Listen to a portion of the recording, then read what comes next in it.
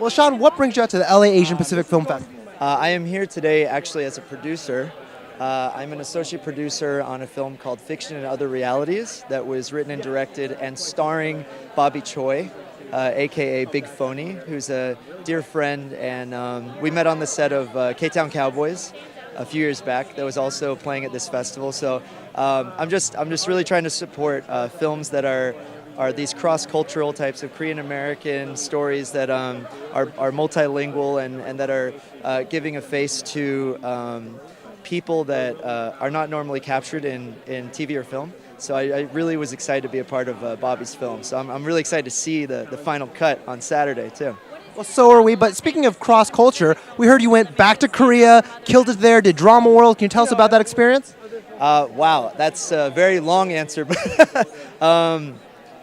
Korea is a constantly changing place. I went there. I'm biracial, so when I went out there, I was thrown in the deep end. I didn't speak Korean, so I spent 2 years studying the language, and then I was blessed enough to start doing television out there.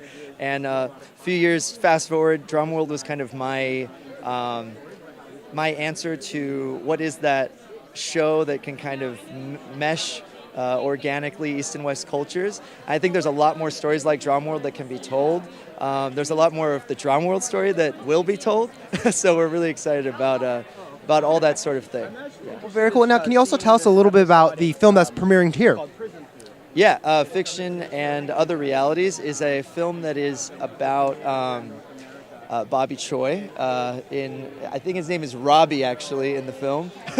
And he's a singer-songwriter who comes to Korea, doesn't speak Korean, he's Korean-American, and you really get to see in the film the busker community, which is, again, a world that has not really been captured in film. And it's like a Korean-American version of Once, which is never been seen before. And I've always been a fan of Big Phony's music, which is the entire soundtrack of the film.